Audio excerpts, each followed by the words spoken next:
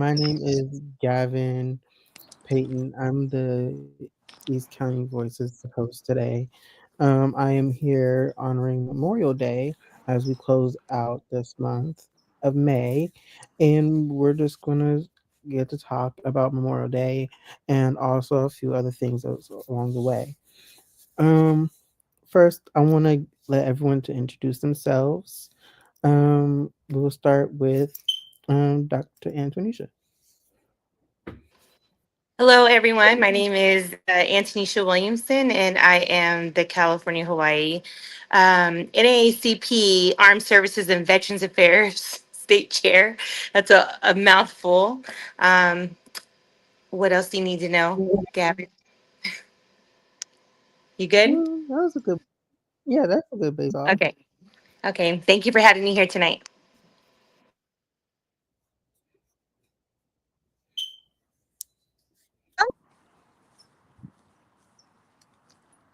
Yeah, I'm we going can to hear you. popcorn it to Yuli. Hi, y'all. This is Yuli Padmore, Executive Director of Port Chicago Alliance. I'm out here for Black Birders Week at Temescal in Oakland, California, which has been a great experience connecting with community. And I'm just really happy to be here today. Of course, I am on the committee for the um, Armed Services and Veterans Affairs Committee. I am co-chair of the Port Chicago Task Force. I am the co-founder of the Black Employee Collective. And um, yeah, just, happy to be here. And hello, Miss Patty. Really, and really happy to connect and appreciate you inviting me, Gavin. Thank you. No Nice to problem. see you again. Nice to meet you, Dr. Antonisha, and nice to see you again, Yuli. Hi, Gavin. My name is Patricia. I go by Miss Patty. I'm a community advocate, graphic designer, homie, mother, and friend. Forever advocate. Yes. That's pretty much it. Yeah. Awesome. So, um, I want to also start off with a little bit about Supervisor Federal Glover. As you know, he was a great leader. He he ran for the city of Pittsburgh and was the mayor for a couple years. And then in the year 2000, he became our first African American male of the Contra Costa County Board of Supervisors. And he served there for decades and all my life.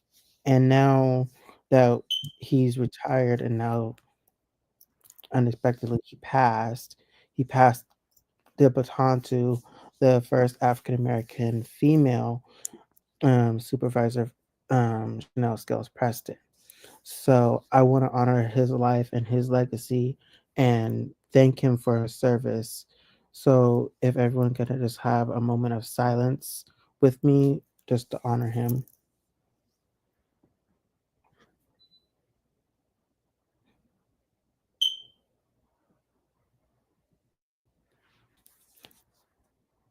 Thank you. Mhm. May Mhm. he in power. Yes. And Yes. thank you, bottom of our hearts, Supervisor Glover, and thank you to his family for sharing their husband, dad, uncle, grandfather with us. Mhm. So moving on, um, I want to just talk about Memorial Day. So what does Memorial Day mean to you? Collectively, I can kick it off. Memorial Day. Memorial Day to me, well, to our nation, to our country, is to honor service members that lost their lives during the war, after the war, to various reasons. The history behind it, we should never forget, it was 1865 or 1868 where it was led by African Americans. They were recently freed, they fought, and they used that day to recognize their brothers and sisters in arms. And also there was also white missionaries that were part of it, but historically it had a different name. But yeah, definitely to honor all loved ones and just service members that paid the ultimate sacrifice. Vanessa Guillen, Angelo Quinto, the Port Chicago 50, the Vietnam era, World War I, World War II, the Gulf War, Iraq War, Afghanistan War, and any other like future wars. But yeah, that's Memorial Day. Yeah, Miss Patty, she definitely hit the nail on the head. I would have said the same thing. Thank you for bringing up that forgotten history, because it's definitely not. A lot of people don't know that Memorial Day actually came from African Americans. It was started by us, and so yeah, it's definitely a sacred time, and it's a day to remember our loved ones who fought and served and passed away, and made the ultimate sacrifice. So we had a great weekend. I live near a national cemetery, and so of course all the flags go up, and it's very commemorative. So if anyone on here is listening, if you've never gone by a national cemetery, especially around Memorial Day, try to go. It feels patriotic, it feels right, and it feels timely just to go back and try to remember and be appreciative, or acknowledge and be appreciative that people did make those sacrifices for our freedom. Mhm, mhm.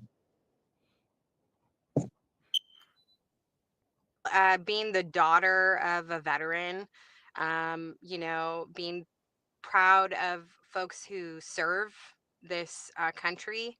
Um, it's such an important day to honor our veterans who've served and protected all of us, and made, the incredible sacrifice, um, and bravely stood up when many others didn't.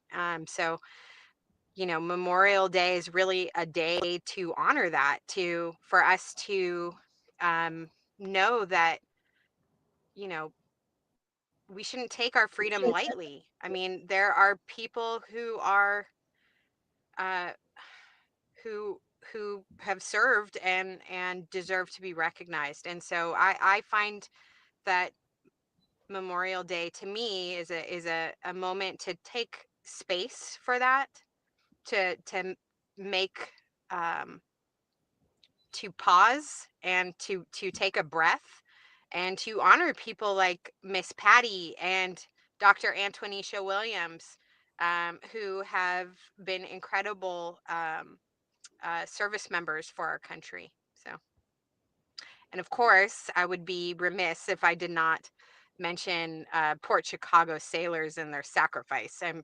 obviously a constant effort to continue to raise awareness about their contribution to this country. So, thank you, Gavin. Yeah, yeah. And Gavin, if I may, about the Port Chicago, Miss Yuli here is the subject matter expert in that fight. But for our community in Contra Costa County, there's a little town. There's a Port Chicago. It wasn't too long ago that there was a big explosion in a kind of a station where they had a lot of ammo, like gunpowder, and that job was given to, at the time, many African Americans. And there was an explosion. After that explosion, there were many people that died. There were injuries and deaths. And so there was a rightful protest and strike from working in those environments. And those strikers, those protesters, those American soldiers were stigmatized. They were charged. They were charged with what's the word? I can't think of it. Mutiny. Mutiny. Mutiny. Mutiny. Yes. And there's a book out there. There's it's called Port Chicago 50. There may be more, but that's history in our backyard. And there was a big fight to make sure that, I mean, their descendants deserve all benefits that they would have been entitled to. That's education, that's medical. I hope that that's the ultimate goal for those descendants of all of the soldiers that were there. But Yes. yeah. Well, and since we're kind of opening that conversation, I'm like, let's get into it.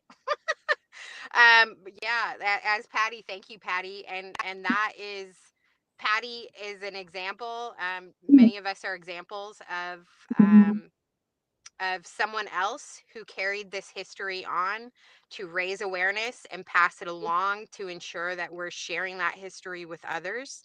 And as Patty mentioned, you know, these men sacrificed. There were many sailors that sacrificed here in the town of Port Chicago, California, which is now known as Concord, California.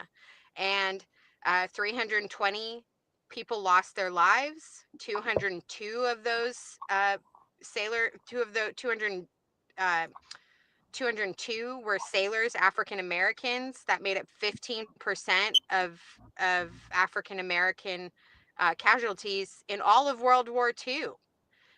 So yeah, just an incredible history that we have here. You know, we should definitely, I'm sure we'll have more space to talk about it. But yeah, the book by Steve Shankin is one that I think Patty was mentioning is highly recommended. I've been told that it was when I first heard about it, I was told it was a book for juniors, and it was the first book I read. You know, it was honestly what I would call the appetizer to what was later led me to read the Dr. Robert Allen book. So yeah, so I'm sure you have other questions, but you know, we're very fortunate for Port Chicago sailors and service folks like Dr. Antoinisha and Miss Patty, who aren't afraid to stand up and make that ultimate sacrifice, and stand. And sometimes that might mean standing up in protest, and standing up for your civil rights. And so yeah, so thank you. Thanks for mentioning that, Miss Patty. Of course. Thank you. First, I want to tell you guys thank you for all that you guys do. It's hard, especially when you're a mother and you're also serving your country. And the first thing your instinct is, I'm gonna protect my babies first. Your babies come first.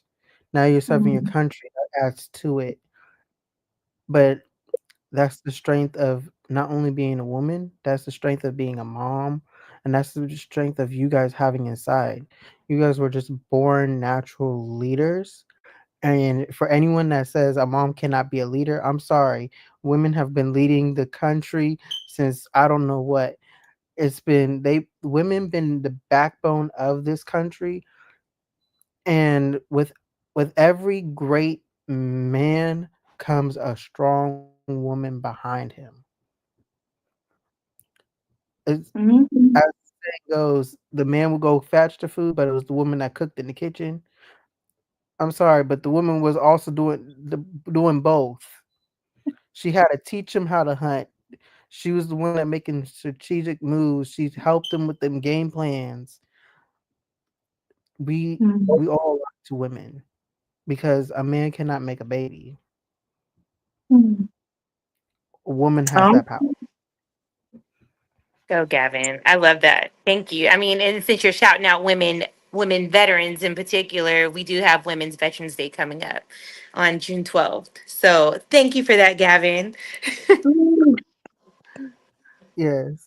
So I wanted just to say thank you for you guys what you guys do. And then also I wanted to talk about since we're on the subject matter of Port Chicago, what are some like fun facts about them or some hard truths, I should say, about Port Chicago that many may not know about? Go, Yuli. So I'm going All to tell you right. right now, I didn't learn about Port Chicago 50 until I met Yuli, what, 3 years ago? Was it? Was it 3 years What's ago? that? We met 3 years ago, It was right? 3 years ago. Oh, my That's goodness. right. Wow. That's right. Time is Yeah, flying. And, we it met really is. because she said, we need to talk about Port Chicago 50. We need to create a resolution, and we need to take it to national. And I said, okay, that sounds great, but what is Port Chicago 50? And when I tell you, when she broke it down to me, not only was I ashamed because I'm born and raised in Stockton, which is only an hour, maybe a little over an hour away from Concord. Um, and I'm a sailor myself. I joined the military when I was 18 years old. Had no idea that there was even such a thing as Port Chicago 50, let alone literally right in my backyard. So when she told me and just educated me on the history of these men, I was in shock. And then I felt a lot of feelings because I served in the military for a very long time. And so for me to not know about this, I felt like I was doing a disservice to myself and to my people. So as soon as Yuli and I started working together, the rest is history. I'll let her go into everything else. But I just wanted to say I had no idea. So we do have a subject matter expert on the call here. So Yuli, I will yield my time and give you the floor. Oh, you're too sweet. And so I'm, like I said, I was at the Black Birders event trying to spread the word about the Port Chicago Sailors, of course. So that my view here is pretty bad, but want to make sure that folks can hear about the history. And I have to say, I first learned about this history because I worked at the Park District, and the connection, of course, now is we have a park, Thurgood Marshall Regional Park, home of the Port Chicago 50. That park came together with community advocates like the folks on this call, NAACP East County, Miss Patty and different folks, mayors of Antioch, um, mayors of Walnut Creek.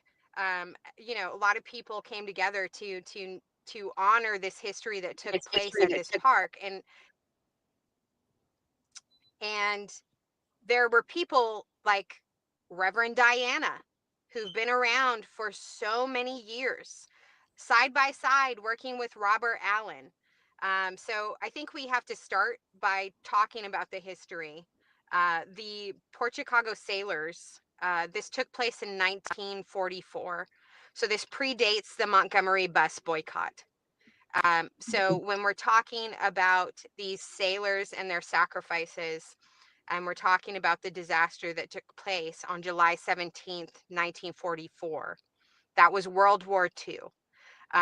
And the explosion, this was a location where they would load munitions. And the explosion, as we already mentioned, killed a number of people. And following that explosion that killed those people, there were sailors, the surviving sailors, who were tasked with the cleanup of that location. Um, that meant cleaning up the body part, finding shoes and boots. These are their comrades. These are their brothers in arms, and they were tasked with the cleanup. What I failed to mention is that all of these sailors, even the sailors who died in the disaster, had reached out to folks and been asking for safer working conditions. And we're saying, hey, calling on folks to come out and learn about what was going on and taking place at this site. And following the disaster, um, and following the cleanup, they thought that they would be transferred to another location and that they would not be assigned the same hazardous duties. And when they arrived at Vallejo and Mare and were tasked with going to Mare Island, they knew that if they made a left towards the pier, that they were going to be reassigned to loading munitions. 258 African American sailors stood together and protested and said, "We are not going to continue. We'd rather, you know, we would rather die," essentially. They were told if they did not continue or go back to work, that they would be charged with mutiny, which at that time was punishable by firing squad. So I'm born in 1982. When I was growing up, I learned about World War II. When I saw images of those photos, I saw mass graves. And so when we talk firing squad, these men were imagining being blindfolded and put in a mass grave. So that was very scary to learn, that that this would be the ultimate direction that would come if they would decide to proceed. And so some of them returned to work, obviously, because that's a very serious and scary sacrifice. However, 50 of these men decided they would risk their lives. They decided that there was nothing that anyone could tell them that would be more important than refusing to go back to work. And I said refuse, but that's not a word that I'm incredibly fond of, because we in the history of this work, we always say the men refused to go back to work. Well, no. Yeah, sure, maybe they refused to go back to work, but didn't the Navy refuse to give them safe working conditions at that time? But keep in mind, this is Jim Crow segregation. Okay, there's a lot going on at this time. There's a lot of, folks were coming here to escape the South. Some folks were coming from the East Coast and had never experienced segregation. So you have these varying experiences that took place here. And ultimately, what happened is those men were convicted. Those men, and I say men, but they were boys. They were between the ages of 16 and 23. And they received sentences of up to, which ultimately was up to 15 years, but they didn't know that that's what was going to happen. They didn't know that that was the direction. And that wouldn't have happened had it not been for the advocacy of Thurgood Marshall. And so Thurgood Marshall, from NAACP, comes here to the Bay Area, and he stands in the public eye. He talks to the press. He talks to local attorneys and works with them. And in the court of public opinion, he says it's not the men who should be on trial, but the Navy for their vicious policies. He takes a pamphlet, which you can find on my website. He takes a pamphlet to the halls of the White House.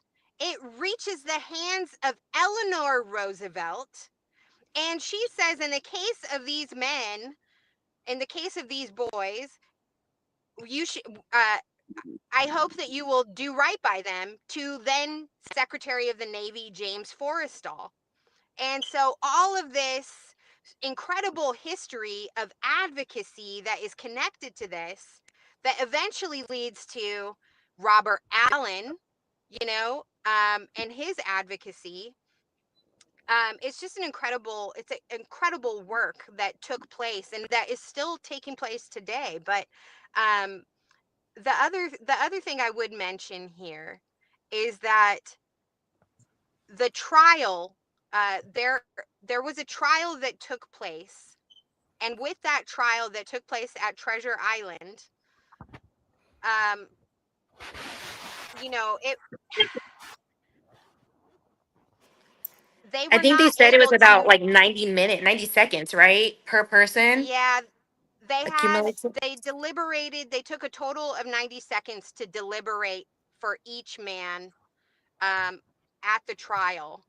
And the thing about the trial, and the trial transcript is available, but the thing about the trial is that none of the men were allowed to say during the trial that they were not provided safe working conditions.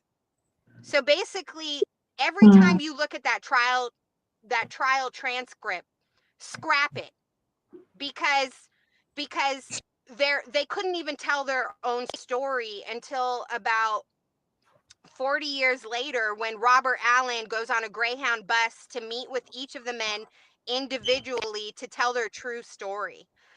And that's how we know about it today, because of his advocacy, because of Freddie Meeks, and working with the Clintons, and accepting a pardon when all of the rest of the sailors would not accept a pardon. So to make that sacrifice, to accept a pardon uh, when everyone else was demanding exoneration. Um, so it's a very long history, and honestly, I don't want to take up the entire show, um, but yeah, we need to share that history. We need to encourage people to go to the East Bay Regional Park, Thurgood Marshall Regional Park, home of the Port Chicago 50, where they are sharing this education. The National Park Service at Port Chicago Naval Magazine National Memorial, where you had folks like Kelly English telling that history.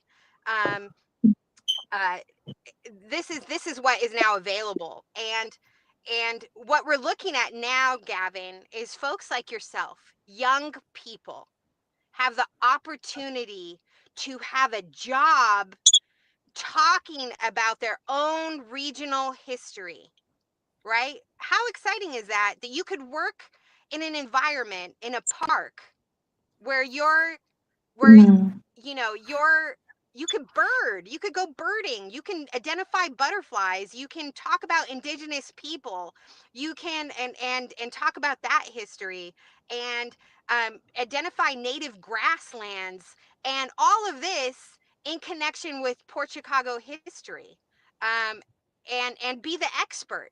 And so this is the future that we have here in the state of California, thanks to Carlos del Toro, Secretary of the Navy, who exonerated the Port Chicago sailors, and to East Bay Regional Park District that named the park, and to Reverend Diana, who advocated for Port Chicago Naval Magazine, and for Dr. Antonisha Williamson Burles, who did her thing, with the resolution and the NAACP. And I think Gavin and Patty, Miss Patty, I think you all had a part in it as well. East County and the resolutions they passed, NAACP, right? So we're super proud. I'm super proud of all the work that we're doing here in California. And yeah, I don't want to take up all the space. I'm sure we all have a lot of thoughts about Port Chicago. No, you're doing amazing. I really wanted to focus on Port Chicago because when I saw the play, it was eye opening. It was like one thing from someone to tell me the story of what happened, but to actually see it, and felt like the whole play made me feel like I was in it, like I was there, like I was just there, and I just wanted to just like hug those men and women that was there going through that. I wanted to hug those young men that was involved, because what happened to them, they shouldn't have happened. And I wanted us to take a remembrance of like a lot of people that have served our country. Um, if you guys know anyone that served, if you have a family member that served or a loved one that served, you can drop their name in the chat, because I want to keep the names flowing, because their legacy matters. Yeah. Yes, I was absolutely. Gavin, yeah, no, I agree. I remember because we were at the play together, right? Didn't I sit next to you at the play no, last year? you was up front. Oh, well. So the play, honestly, it was triggering for me. It really was. I mean, but it was definitely something that I believe everyone should see because it tells the story and even like down to the accuracy. I know that they've made corrections along the way of telling of their storytelling to just be more accurate to what really happened. But yeah, I felt like it was triggering. I thought there was a sailor who was at 15 years old that joined. I know you said starting at the age 16, but I thought in the play that they highlighted one that was 15, and that was triggering for me as well because my grandfather was drafted and he was only 15 years old. So my grandma had to go and prove, no, he's only 15. And so that was but at that time they just wanted bodies. They didn't care, and especially, our skin complexion, they definitely wanted those who were of color because we were a little bit more disposable at that time. So yeah, the whole play, if you haven't seen it, definitely go see it. I know that Yuli has been working on more opportunities to showcase that play, and everything that was arranged. That entire weekend last year was amazing. I know she's planning something very similar, if not bigger, this year. And so before we leave Port Chicago, I know that I will say that Port Chicago weekend is July 17th through 21st. 21st, right? Yeah. Um, Yeah. So Port Chicago weekend is July 17th through July 20th. the And 20th. yeah, I think I love that you all are saying this because when I met Dennis Rowe, the producer of the play, um, I said, we're going to get you out here because people need to hear about this history because we all learn in different formats, right? And so in order, that is the goal actually of Port Chicago weekend, is to provide these spaces where we say, hey, how do you best learn about something like this, about history like this? Is it through a museum? Is it through a singer? Is it through an orchestra? Is it through a play? Is it through and also what can we do to inspire young people like yourself, Gavin, to create? Does somebody want to make a mural? Does somebody want to create a hat or make a, whatever? I'm just saying, whatever it is, that's what the goal of Port Chicago weekend is to inspire the youth to carry this history forward in the way that they feel works best for them. And so, yeah, so like Antoinisha is saying, Gavin, by hearing you say that you learned about Port Chicago because of the play, that is incredibly powerful. And I'm sure Dennis Rowe would just really appreciate hearing that. Thank you. I wanted to talk a little bit about it too. Um, I want to talk a little bit about like some of the people that served that wasn't part of Port Chicago. Um, but if you I don't know if you guys heard this particular story, but this was one of my cousins, and was um her name was Danielle Lucky, and shout out to my uncle. Um, I'm sorry, I'm trying not to get emotional about Memorial Day. Um, we she was on the ship, and she was on the ship, and she had got incredibly ill. She had got the flu. I think it was the flu. Um, and she got really sick. Fully what happened, that's probably a different conversation, but she wound up passing on the ship while on duty. And her story about that was so powerful, it created a movement within our city. And her voice was understood, and it mattered. Her story mattered, and I'm glad that her parents fought for her voice to be heard, so she wouldn't be silenced. Because there was other, I think it was also similar, almost kind. It was like some of the working conditions as well, and her story was so um incredible, and I just really thought that she should be mentioned because she was also a young person. In fact, she was around, I think she was probably around my age when she joined the Navy. Because she passed away when I was in high school. Or no, it was like my first or second year in college. Yeah. Gavin, I How old was she? I think she was, I want to say she was in her 20s. She was in her early 20s. Um, I just wanted to mention her because her story was incredible.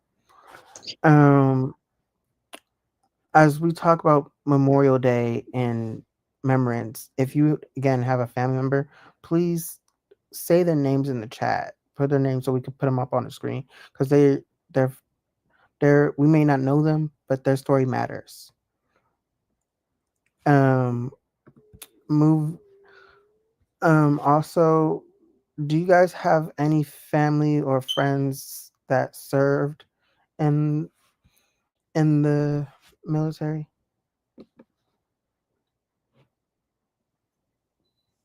I will say maybe 95% of my friends are, because in the military we become family, right? Especially when we're stationed in areas like my very first duty station was Bremerton, Washington. And when I cut around the bend, I don't know if anyone's been there, but when I cut around the bend, all you see is these big old ships. And I was on this transporter from the airport and I was like, what is that? And they said, that's your ship. That's the one you're going to. And I was like, I just got scared. It was like a big old warship. I was on an aircraft carrier, right? And that's the largest ship that we have in the fleet in the Navy. And then I touched down, and I don't know what it was, why everyone was in their dress whites, because it was very gloomy that day. That's what I remember. But everyone's walking around these little Cracker Jack outfits, and I was like, "Mom, I feel like I'm in Popeye's town." Like I had no idea. So, but then you're so secluded, and you have a bunch of 18. I joined when I was 18 years old, so you have all these really, really young. Service members walking around, and we have no family, no friends, and so we become family, especially after we deploy with each other, because we want to make sure that everyone has our back. I mean, of course, there's issues in between, but yeah, 95% of my friends slash family are military. um That's amazing. Military family, it does become family. No, that's facts. I didn't know that I had so much family in the military. I didn't know. It wasn't until a family reunion right before COVID, and my grandmother, rest in heaven, she was the matriarch of the family, and many of her siblings served, their children served. We took a picture of the veterans there in the reunion, and there had to have been like, I don't know, like 15 of us. So it was not, it was like, oh shoot, like my long distant cousin and long distant uncle and great uncles that I know of that served. Um, we had an uncle, I think he was Army and Marines, but he was also like Secret Service, and he was like a legend, and he passed many years ago. But yeah, no, military becomes family, that's for sure. But shout out to all the veterans that gave up Right. their lives. Yeah. Yeah, I didn't know. So I didn't know about my grandfather when I joined. Oh, I had learned about him when I joined, but then right before right after I drafted, right after I enlisted, I found out that my uncle served as well, and I had no idea that he served for as long as he did. but and then I found out about two other family members also. So I think there's some underlining reasons as to why. So when my grandfather was drafted and then he ended up actually going in and serving, there's just a lot of things that they go through that nobody wants to talk about, especially, I don't know if you ever come across like a Vietnam War veteran. I don't want to say that those are my favorite veterans to speak to, but there's just so much that they have inside, and it's like you just want to just sit with them for a while, and they may not even say anything, but just sitting with them means so much, and it's kind of a sacred time because you could tell that they've gone through so much and they were trained not to talk about it, especially when they came back, because now you have everyone looking at you, or over there you're fighting for your country and you come back home and everyone's looking at you like you're a terrible person because you fought in that war.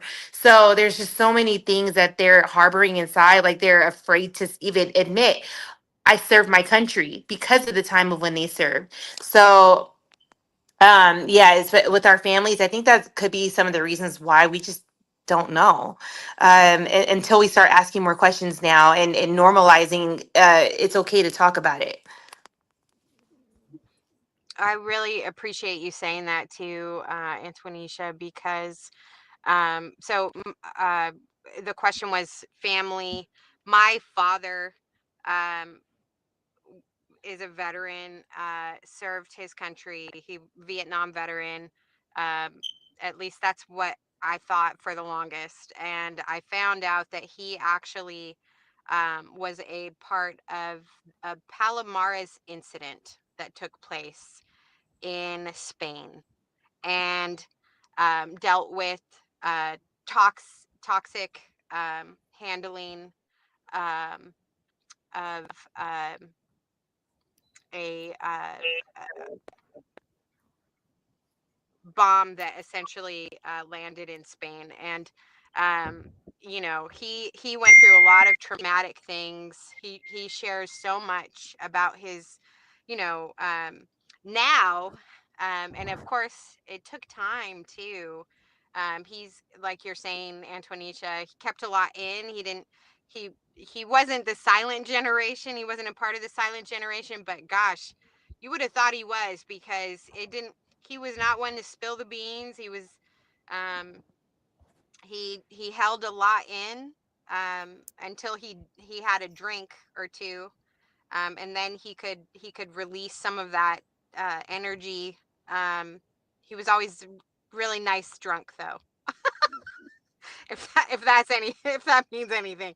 But anyway, good man, and always someone who was there and helpful to our community, and he was always of service to everyone. Um, but this really reminds me very much of the Port Chicago Sailors, again. And of course, it's what I do. It's what I think about all the time.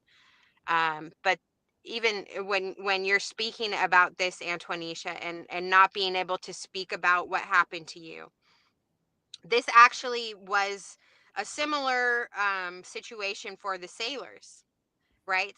And so they didn't tell their families about the trauma that they experienced. They held that in, like many veterans do.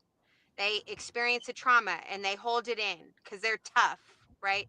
They're made tough. And here we are today now with all of these families, who their grandfathers or their husbands or different folks that have been exonerated now, 50 of them, who deserve back pay, who are entitled to back pay. I've only been able to find 3 families of the 50, right? And there's still 258 of them too who didn't receive all of their benefits. And so I say all of this to say that while you have a family member, a veteran who has served, take the time, just spend a few minutes if you can, um, And like Antoinisha is saying, like maybe you don't ask any questions. Maybe you just sit together in silence. But you know, also look up your history. Find out about your own grandparents. Many people in Pittsburgh. I know your show, Gavin. You live in the city of Pittsburgh. Many of your folks are from Pittsburgh. There are many folks that could be descendants of the sailors. And because their grandparents, great grandparents didn't talk about it, they may not know. And so, I do recommend folks let me know, reach out to me. If you want to know the names of the sailors, I'd be happy to connect you to that. But yeah, like Dr. Antoinisha is saying, um, it's important for us to listen. Yeah. Again, thank you guys for saying and speaking up. My a couple. I'm gonna be remiss if I don't say this. A couple of my grandfathers, my great grandfathers served. Um, One of them even running for the Contra Costa Board of Supervisors, even though he didn't win, he was the first African American male to run, opening the doors for Supervisor Glover and Supervisor Chanel. His name was John B. Green Sr. He was actually also a Vietnam veteran, along with a couple of other veterans, Jeffries, Peyton, um, Eugene McClendon, who they all raised me for me to become the man I am today. And without them, I would not be sitting here.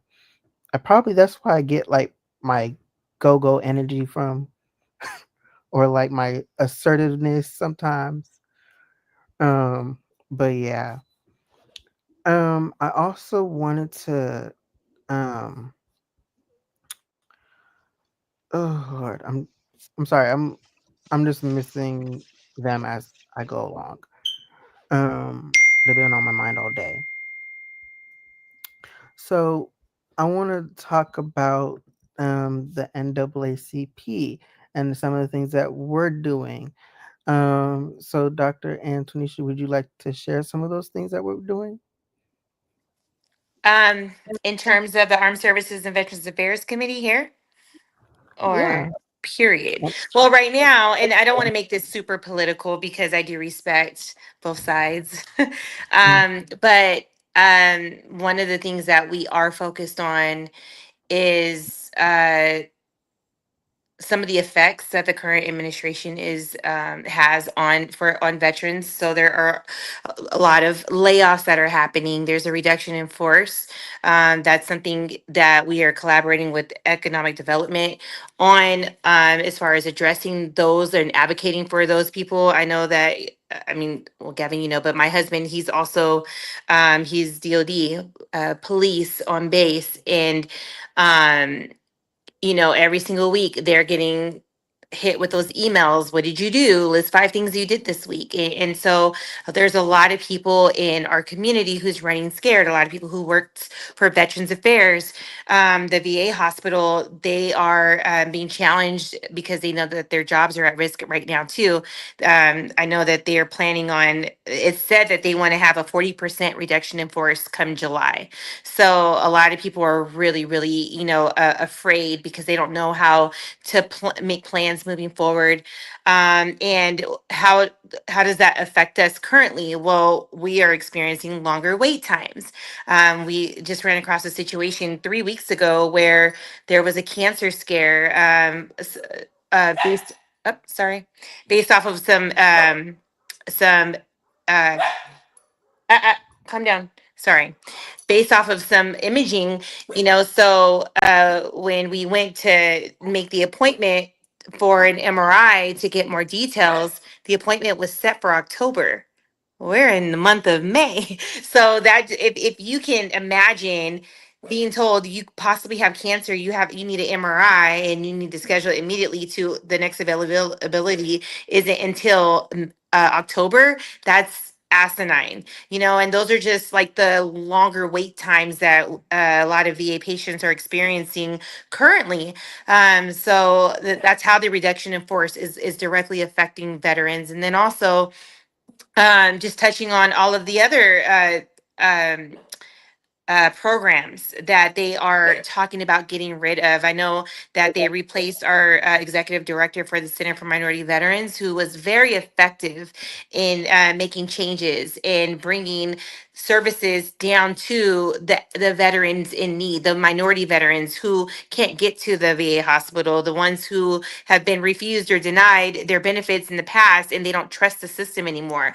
And they also replaced our women veterans executive director as well. She was effective. I've seen her, I saw her so many times just traveling to different spaces and talking, encouraging more women to apply for veterans benefits. A lot of women, especially those who served in World War II, they didn't even believe that they qualified for services. I know one time I went to a senior citizen community in Stockton a few years back, and I told them, "Hey, I'm here. I can look over your medical documents. I am not a physician. However, I can let you know some areas where you could possibly apply for a disability." One girl, one woman that I ran across, she got kicked out, and she got processed out of the military on a medical discharge, and she never went and got her VA benefits because she served less than a year and a half. She didn't know that she qualified, but her service connection was directly the reason why she had to get out. And so now to this day she's having lower back problems, and those were the issues that as to why that they processed her out to begin with. So she should have been getting benefits since she processed out, but she didn't think she qualified. And so that's why it's important to have these different departments that are focused on women, that are focused on minorities, that are focused on these different areas, because a lot of us have been denied.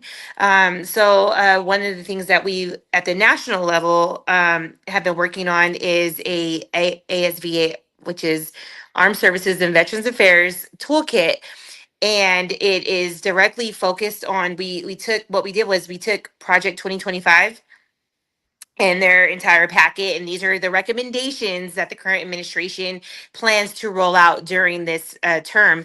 And we took that and we mirrored it with, well, how will this directly affect veterans? And so we pulled up 5 specific thing areas. Again, reduction in force, what does that look like? Uh, removing some of the benefits that we have or departments we have, what does that look like, who's affected? And we've already proven that there's a large disparity with African Americans in particular receiving benefits as opposed or being awarded disability ratings as of in comparison to their counterparts. I don't want to say white counterparts because there's other people too. So this toolkit it's basically an advocacy toolkit that mirrors those 5 different areas that could potentially be impacted, and how to maneuver around it, how to contact your local, state, and federal representatives as just the individual constituent. And it also details some sample letters, and then we are kicking it off with a campaign. So our initial campaign started for Memorial Day, and a lot of the branches, a lot of the different branches and state conferences held a Memorial Day tribute program, just to wrap our arms around how sacred Memorial Day is to us, as an individual and as a collective. But then also, we're also using that space to talk about, okay, these are our benefits that are impacted, and we need to, moving forward, we need to make a stand up to this current administration and let them know they need to back off and hands off of our benefits. So if you haven't already, because this is the phase 1 did launch this past week, but the approval time took a little bit longer than expected, so we didn't have as much marketing around it. But that was phase one. Some people were able to execute that effectively. And then phase two will take place in July, around Independence Day, where we're encouraging our NAACP branches to participate in their local parades. And those who are part of the veteran community put up those signs on how we're being affected. I know you guys are near Martinez, right? The Martinez is the closest VA hospital to you. So, what does Martinez numbers look like? How is the wait times on Martinez? Are they taking longer to process? Or the VA employees, I think it's 70 to 80% of the VA employees are veterans. So they're, they're double impacted. And so we're encouraging people to do that. And then the third one is we're going to try to pull this off, but we want to do a march on the Hill in Washington, D.C. And what does that look like? Having a Million Man March focused on armed services and veterans affairs and how it's directly affecting us.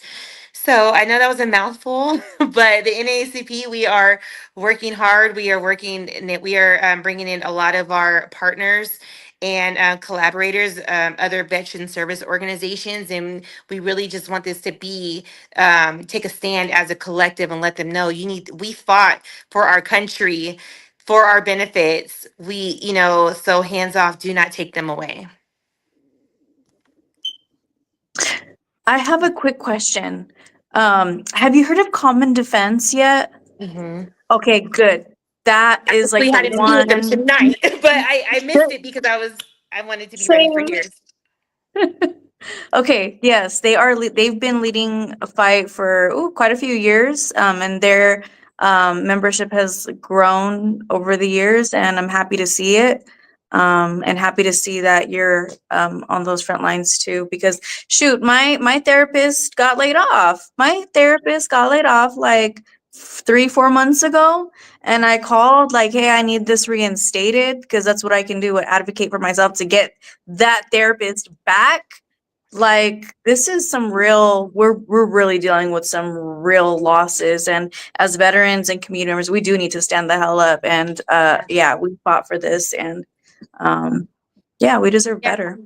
Yeah, and this is how they're able to do that. I mean, because you have therapists who have been there for like 5 or 6 years, right? Or even longer, 10 plus years. But then they received a promotion, so now they're on probationary period all over again, and then that's how they were able to wipe them out. So we're seeing like all these different avenues that they're taking to push people out, and it's not right, because we're impacted. We're directly impacted. But I thank you for bringing up Common Defense, because another, we have quite a few priorities for our particular committee for the state. And one is Port Chicago 50. Another one is this current administration and how this is happening. And then the other one is I always say it wrong, but it's Black Deported Veterans of America. And so that's how I know about Common Defense, because now we're bringing a lot more notoriety around them. And when I say that, I'm talking about these are veterans who have served our country. But we're saying Black deported veterans because when I think of a deported veteran, I think we're right next to Mexico. So they're talking about, the Hispanic population. And even though it's equally as wrong, right? They still have access to healthcare. And when I say that, there's events where the VA will go to the border and administer shots and give medication and stuff like that. Black deported veterans are a little bit different. These are men and women who are from Haiti, the Dominican Republic, Jamaica, Kenya. Okay. And they are, and how they were getting them and are getting them is they're here on school visas. They are in school, and then the recruiters are going to the schools and recruiting them. And so of course it's an automatic, oh, you mean to tell me I can serve this country and then I can I'll be naturalized, become a nationalized citizen? So these are conversations that are happening internally that are not right, because that's not the process. There is a process for it, but they weren't all given the process. And so I know of 20 currently who have served this country, who have gotten out, who have made a life for themselves, and then who have been deported because the paperwork wasn't in order or whatever. And they're deported to places that they can't receive health care. And they're also deported to places where it's like when one of the guys, his name is David, he was sent back to Kenya. And because it was a hostile country, he lived in fear every single day because he didn't want anyone to know he served for the U.S. So he would have been a direct target because they were in conflict with the U.S. at the time. So those are just stories that we are trying to share. There's another one named, his name is Marlon Paris. And that's been getting a lot of national attention currently. 2 days after the current administration came in, he was SWAT came in and not IRS, sorry. Oh my God, La Migra. Oh my gosh, immigration. What am I looking? What's the name? The Department of Homeland Security, no, Border Patrol, Yes, Homeland Security came in and they got him, and he actually is a national. He has his papers to be here. Everything is legit. He has a family, wife, and kids, and so they are currently struggling. They're fighting to get him out. And he's been in a detention center for months now. So those are stories like that. We need to make sure that we stand up, we advocate for. So that the NACP, we're working hard on these different situations, and it really does take, for us to get the word out, for us to draft the proper documentation, i.e. letters, i.e. Calling our local representatives. Thank God I'm closer to Congressman Mark Takano because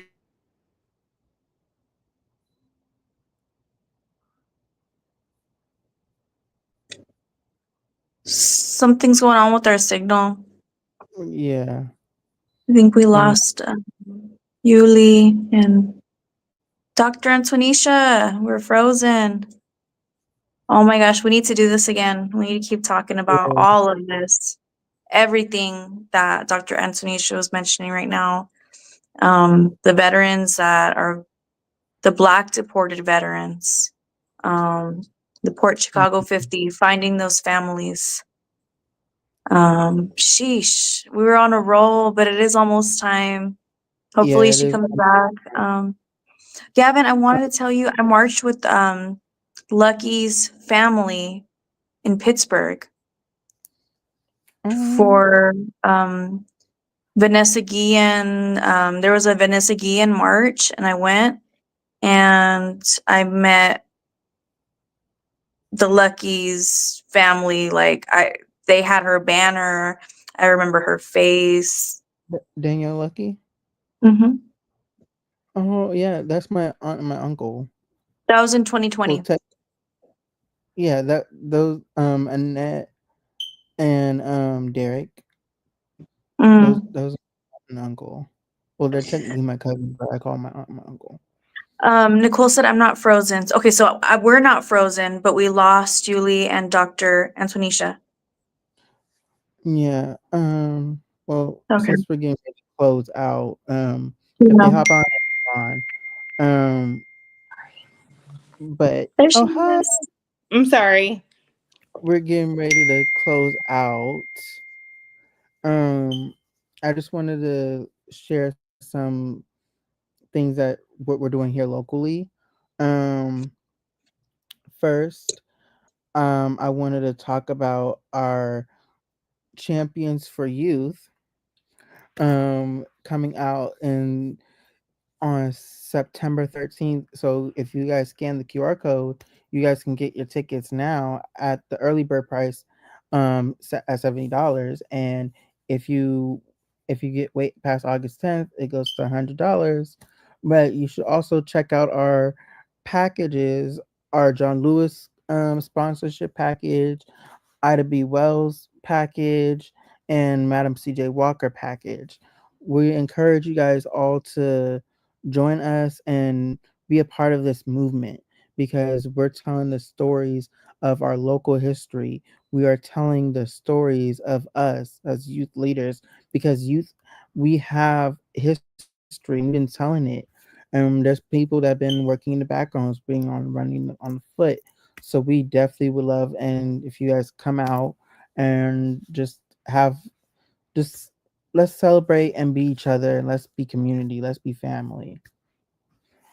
The next one will be our Juneteenth choir and praise dance competition. So scan the QR code for the general admission for $15 and feel free to support us any way you can. We are still open looking for choir or dancers that want to participate in it. We definitely love community coming out. If not, you can still get your tickets at the door. But yeah, let us know, and we'll definitely love having you guys showing up, showing out. Let's continue to fight because we are trying to raise this money so we can go to convention to fight for these veterans, to fight for these youth, the fight for the homeless, fight for people that feel like they don't have a voice, fight for running protection, fighting for the powers and the situations that be at hand here, not only that are facing in East County, but across the nation, because East County problems are national problems. We have the same problems. It's no division, it's no nothing. It's all the same problem. If you're going through it, I'm going through it. And the next but not least, I want to just take another special to remembrance of former Supervisor Federal Glover as we close out, because he was an amazing leader. He was a father, a grandfather, a husband, a family man, a community member, and we thank you on behalf of the East County NAACP Youth Council. We definitely appreciate you for helping us getting our foots on the ground. And just to give you a little history, he was our first, along with now Supervisor Chanel. He was our first Champions for Youth honoree. So it's really really shocking for us right now. Um, but yeah, we love him to the deepest of our hearts, and thank you. And then we have a meeting tomorrow, I believe at True Light Missionary Baptist Church. If someone has that flyer, um, please post it up. If not, we could put it in the chat. But we're trying to support DA Becton for her not to be recalled, because they're trying to recall her because she is a African American woman. It's no different from what they're trying to do to the city manager Bessie. It was no the Antioch's treasurer Thomas. It is disheartening and disgusting that because we're in these positions now, all of a sudden you want to recall, because now that you guys got you'll want to have your way to have the same group of people so you can do what has been done to us, than keeping us oppressed. We're not going to be oppressed. We're not going to go back. We're not going to go back to those Jim Crow eras. Contra Costa County has been one of the racist, if not the racist county across the state of California. And it's about time we get what's owed to us as Contra Costa County, especially East County, where we definitely deserve for us not to be killed like cattle and for y'all to hide about it. Y'all gonna stop calling us gorillas. Y'all gonna stop calling us African American women water buffaloes. You're gonna stop being racist, and you're gonna stop attacking us because we live here. We've been here. In fact, if y'all really want to go about it, we've been here before y'all. That's my segment. Thank you. Gavin, let me Yeah. throw in a couple more recalls because it's I saw the folks behind the campaign, and let's talk about the real quick history. Antioch, African American first mayor, Mayor Hopper Wade. They tried to recall him twice. Uh, Lamar Thorpe, former Mayor Lamar Thorpe. They had a whole recall campaign for him. Tamisha Torres Walker. They tried to start a recall campaign against her.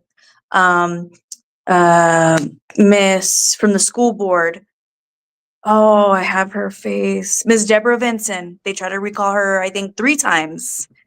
African American queen. So yeah, these recall campaigns is just very draining, and I get it. We want accountability. It's going to cost the taxpayers a lot of money. Put that money towards domestic violence shelters and victims of domestic violence and families. That's where I stand with that. But history matters, and even in the Mhm. NAACP, they've been trying to recall me, and Sheesh. they've tried to recall my mom, Dr. Kimberly Payton. It's these recall. You have all this energy for a recall, but y'all have energy to do what's right. Yeah. So with that, let's close out. It was so nice Thank you meeting you, guys. Dr. Antonisha. Gavin, I think you're frozen. Hello. Did you hear me? I said you too, Miss Patty, and I'll be there in July. So I hope to just meet you and see you and work, do some work. I don't know. But I do appreciate you having me here tonight. I love doing things like this. Not really, but I do. So anytime you need me, I am here. And thank you for highlighting veterans. Let's do this again soon. Yes. We have a lot of work to do. Yeah. A lot of work. All right. We closing out. Thank you all for tuning in, Hi, everybody. Carlos. Till next week. Wait, is my mic on? Can you hear me? Yes, you're good. Yeah. Every Wednesday, 8 p.m. Pacific Standard Time. Tune in. Make sure you like, share, and we'll see you guys next week. And thank you all for being on the show. It wouldn't be much of a show without you guys. And yeah, the community voice. Mm-hmm. And we are out.